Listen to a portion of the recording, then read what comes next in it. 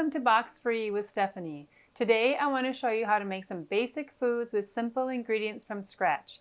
And I hope that you can discover cooking box free is fast and delicious. So let's cook together. Today we're going to make chocolate fondue, kind of in honor of Valentine's Day coming up. Chocolate fondue is extremely simple and absolutely delicious, so let's just start. The first thing we need is a double boiler. I just use my 2 pans, so I've got some simmering water in here. It doesn't necessarily need to be a rolling boil because then that creates so much steam and that steam can get in your chocolate. So just some nice warm simmering or warm water and just a little bit so that the bottom of your pan does not touch the water. So that's how I do my double boiler, just because I can. So you are going to pour in 2 cups of heavy whipping cream. And 2 cups of heavy whipping cream has got to be delicious with chocolate. So chocolate fondue is like 2 ingredients, well 3 I guess when you add the vanilla. So first what we want to do is just let our cream heat up in our double boiler. So I just stir it a little bit because I just feel obligated to. Don't want it to get too burned or anything, even though it's a nice mellow heat with that double boiler.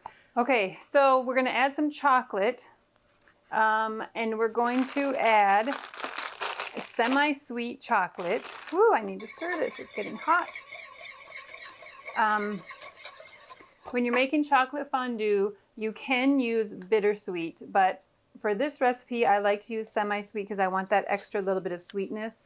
But you could do half and half or whatever. Just see kind of what you prefer. So I'm going to give that just a minute more, and then I'm going to add 3 cups of chocolate chips. We're going to heat that up, and then we're going to add vanilla, and that's it. Done. And the cool thing about chocolate fondue is you can do all kinds of really fun dippers. So just as an example, today I have mini marshmallows, which I did mini just because, I don't know, I just kind of feel like they're already so sweet that just a little one is kind of cute and enough sugar. And then of course strawberries, which raspberries would also be really good. This is a bagel that I had because I don't have any good cake right now or even any muffins. But if you make like pound cake or white cake, lemon cake, any kind of cake would be really good too. Or like a tiny little cream puff, some kind of bready starch thing. And then I have bananas. And then for the salty chocolate people, I've got bacon, potato chips, and pretzels.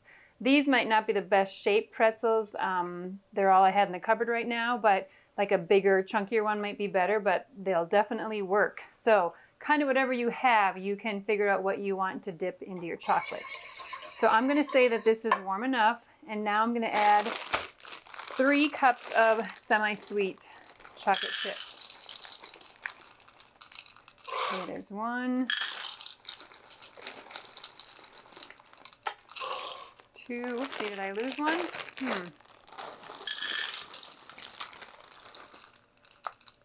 Okay, that was perfect.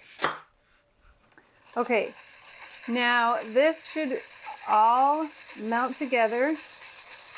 It'll take just a little bit. Sometimes they say you can chop up your chocolate chips, but I figure like I don't want to do that. They're not that big, and I can be patient. I'll just wait. You're basically just waiting for your chocolate to stir. So if anybody's ever made chocolate ganache, this is like pretty much the same thing. Chocolate ganache is a delicious kind of fudgy frosting and dipper that you can put on top of like eclairs or donuts or anything. But it's basically the same thing. It's cream and it's chocolate and it's melted, and that's it. So you could definitely try this and see if you wanted to like pour it over cake, dip your muffins in it or your donuts or whatever. Cookies, it works really good for cookies. But if you're doing a ganache, you might find that you want less cream because you'll need it to be a little bit thicker. So this is just the ratio that I have, I guess, I don't know. I've used it a few times and I think it's okay for fondue. I don't generally use it as ganache very often because I just don't make ganache very much. But this is what you would basically have for ganache. Okay. Get all my chips out of here.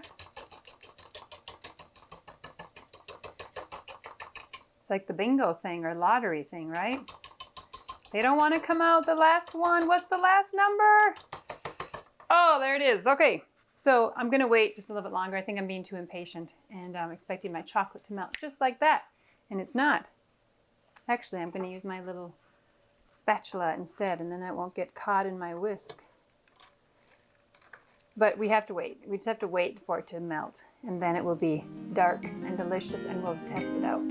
So hang on a minute. Okay, we have added our vanilla, and we are ready to serve. So for serving, we're going to take our fancy little fondue pot, which mine is actually from when I was a little girl. This used to be my mom's, so it's pretty cool. The avocado green with the whole like holder thing.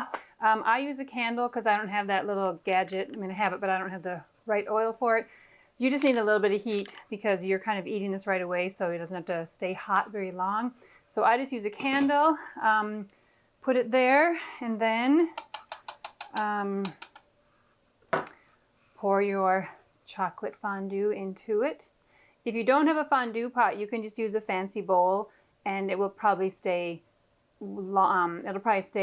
warm enough, long enough to work just fine. So you don't have to have a fondue pot. And I'm going to scrape this out later. Okay, so let's just try some things. Okay, so I'm going to take my little fondue fork, and they have little colors on them. So I'm going to start with a strawberry because that's just the classic.